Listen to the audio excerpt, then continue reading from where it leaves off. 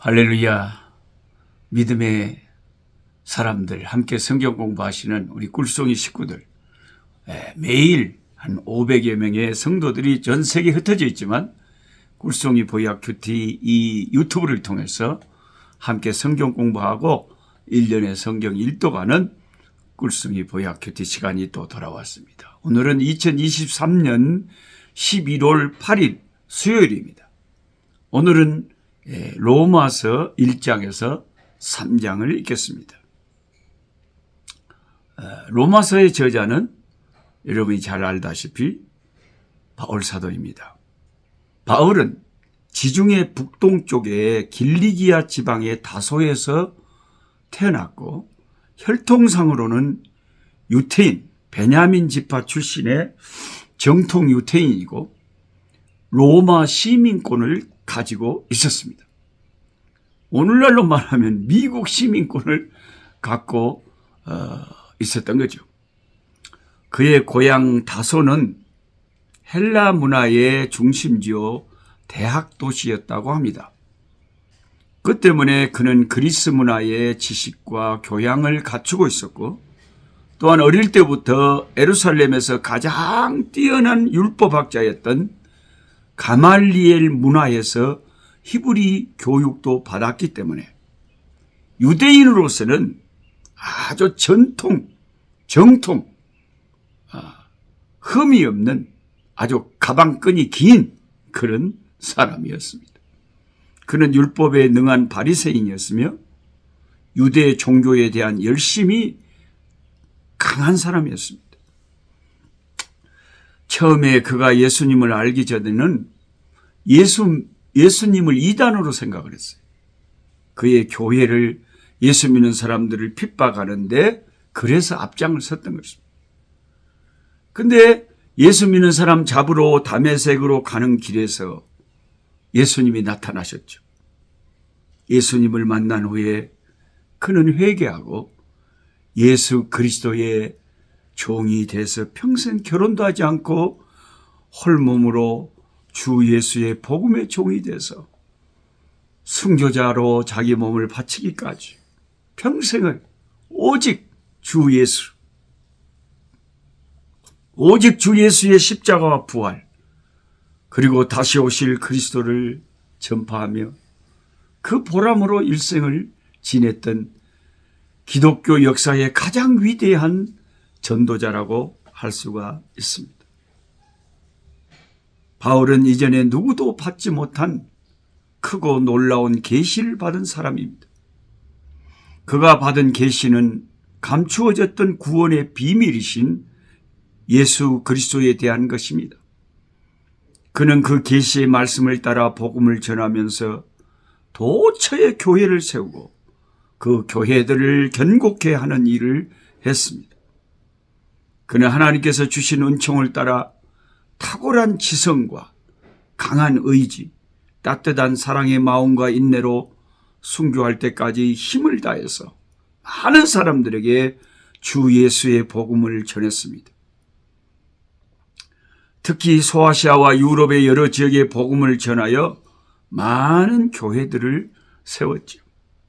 그런 까닭에 그는 유대인들을 위해 봉사한 베드로 등의 사도들과 비교해서 이방인의 사도라고 불리어집니다. 그는 전도 여행을 선교 여행을 통해서 직접 복음을 전하는 일에도 힘을 썼지만 동시에 서신들을 통해서 교회가 진리 위에서 바로 설 수 있도록 돕는 일에도 힘을 썼습니다. 이게 진짜 귀한 거죠. 사도 바울이 쓰신 13권의 그 성경책 위에 주님의 지상의 교회가 견고히 그 교리 속에 서 있잖아요.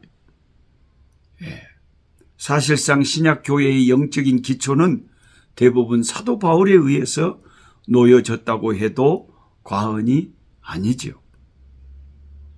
히브리서도 만일 바울이 썼다고 한다면 그는 신약 27권의 절반 이상이 되는 14권의 성경을 기록한 참으로 하나님의 손에 크게 쓰임받은 위대하고도 위대한 하나님의 종입니다. 로마 교회는 다수의 이방인들과 소수의 유대인들로 구성되어 있었습니다. 그리고 당시 교회는 대규모의 단일 조직으로 구성되어 있지 않았고 주로 가정이나 소규모의 처소에서 소수의 신자들이 모여 교제하는 형태를 취하는 그런 상황이었습니다. 로마에 어떻게 그리스도의 복음이 전해져서 교회가 형성되었는지에 대해서는 분명치 않지만 일반적으로 오순절 성령 강림 사건 때 로마로부터 예루살렘으로 온 순례자들이 베드로의 설교를 듣고 거기에서 회심하고 예수 믿고 그리고 그 사람들이 로마로 돌아가서 자기 가족들, 친척들, 친구들 그 소수의 사람들을 전도해서 가정에서 교회에 예배를 드리고 교회를 이루었지 않을까 그렇게 짐작을 합니다. 바울은 로마 시민권을 가진 자였지만 실제로 로마에 가본 적은 없었기 때문에 스페인에 복음을 전하러 가는 길에 꼭 로마를 방문하고 늘 싶어 했습니다. 결국 나중에 가기는 갔죠. 우리가 사도행전을 공부했지 않습니까? 로마서에서는 여러 주제들이 다루어지고 있지만은 가장 여러분이 알다시피 핵심 주제는 예수 그리스도의 복음과 믿음으로 의롭게 되는 이 사실을 바울이 로마서에서 강력하게 강조하고 있습니다. 로마서에서는 이 핵심 주제와 관련된 몇 개의 주제들이 중요하게 다뤄지고 있는데 먼저 가장 중요하고도 포괄적인 주제는 구원이죠. 구원. 로마서에서 다루고 있는 하나님은 구원에 대해서 어떻게 말씀하시냐면요. 택하신 자들이 있어요. 구원과 택하심. 이게 우리 인간의 머리로서는 참 이게 설명이 안 돼요. 우리 인간들은 평행선은 만나지 않잖아요. 근데 시공을 초월하신 하나님은 평행선도 만나나 봐요. 우리 인간의 이성 논리는 하나님이 선택했으면 그것이 끝이고 우리가 믿음의 자유가 있다면 그 자유의지가 끝이지 어떻게 하나님의 선택도 있고 우리의 자유의지도 함께 있어서 믿을 수 있는 가능성이 있는 것인지 그것에 대해서는 인간이 시간과 공간의 제한을 받고 있기 때문에 그게 이해가 안 되는 거예요. 그런데 하나님은 두 가지를 다 성경에 말씀하고 있죠. 하나님이 창세전부터 우리를 택하셨다. 그리고 하나님은 누구든지 예수를 믿어서 구원받기를 원하신다. 이 두 가지가 성경에 같이 다 적혀 있다는 거죠. 그래서 우리 하나님의 택하심이 우리 구원에는 반드시 작동하고 있다는 거예요. 우리가 아무리 부족해도요. 그래도 하나님이 나를 택하셨구나. 그거 생각하면 얼마나 고마운지 몰라요. 이 구원이 얼마나 귀한지 몰라요. 하나님이 날 택하셨다니. 예? 우리가 매년 무슨 프로야구 그 선수 그 지정할 시기가 되면은 막 수백 명의 막 고등학생들, 대학생들 선수들이 자기가 어느 구단에 탁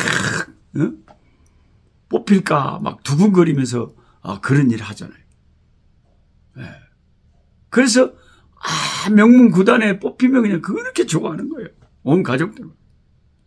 그것만 해도 그렇게 뽑히기만 해도 좋은데 하나님이 창세전부터 저와 여러분을 딱 찜해하셨다. 선택을 하셨다. 나를 자기 백성 삼으려고 주님이 계획을 하셨다. 이것은 아무리 생각해도 가장 주님의 은혜, 놀라운 은혜일 수밖에 없습니다. 나를 택하시고. 택하신 나를 로마서는 어떻게 했다고 합니까? 부르셨다. 이걸 콜링이라고 합니다. 이 부르심의 시기는 다 달라요. 하나님이 택한 백성들은 다 불러요. 다 불러요. 예수 믿게 합니다. 저는 중학교 때 내가 교회를 찾아간 게 아니에요. 하나님이 교회를 가도록 이끌어 주셨어요. 네. 희한하게 추첨을 했는데 시험을 쳐서 갔으면 내가 예수 믿는 중학교를 안 갔겠죠. 바로 우리 집 앞에 있는 그냥 벌교 중학교라고 그 중학교를 갔겠죠. 근데 이 추첨을 해가지고 상강중학교에 딱 떨어지는데 집에서도 멀었지만은 그 학교를 가봤더니 교장 선생님이 장로님이시고 담임 선생님이 집사님이시고 전부가 예수 믿는 크리스찬 미션스쿨. 할렐루야. 그래가지고 선생님이 기도원 옆에서 나눠준 성경책도 주고 교회 가라고 했어서 갔잖아요. 선생님이 가라는데 학생이니까 가야죠. 그때 간 교회를 시방까지 저는 계속 다니고 있어요. 제 결심은 앞으로도 죽을 때까지 계속 교회는 다니려고 생각해요. 나는 교회가 좋아요. 나는 예수님이 좋아요. 그 전에는 몰라서 교회를 안 다녔죠. 그때는 예수 믿는 것이 얼마나 귀한 줄 몰랐죠. 그리고 이 구원의 도리를 몰랐죠. 근데 하나님이 때가 되면 나를 부르셨다. 택하신 나를 하나님 부르셨다. 그난 중학교 때부터 부르심 받고 교회를 다녔어요. 그리고 그 부르신 우리들을 위해서 그리스도의 십자가의 보혈, 십자가의 죽음을 예비하시고 그 믿는 자들로 하여금 그것을 믿고 받아들이게 하셔서 그 예수 믿는 자들을 하나님이 너는 의인이야 하고 도장을 딱 찍어버려요. 의로운 자들만 천국 갈 수 있거든. 천국은 거룩한 곳이기 때문에요. 거기는 죄가 없기 때문에. 거기 죄인 전혀 없으니 거룩한 자뿐이라.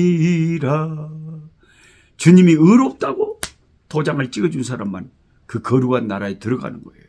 근데 우리는 죄인인데 우리가 무슨 수로 거기를 들어가겠어요? 그래서 예수님의 십자가의 피가 위대하다는 거예요. 그 피가 나 같은 죄인의 모든 평생의 죄를 다 눈과 같이 양털같이 희게 씻어버렸답니다. 그 피가 마음속에 큰 증거 됩니다. 아멘 아멘. 주님의 보배 피가 나를 깨끗게 하사 주님의 나라에 들어가게 하셨다. 의롭다.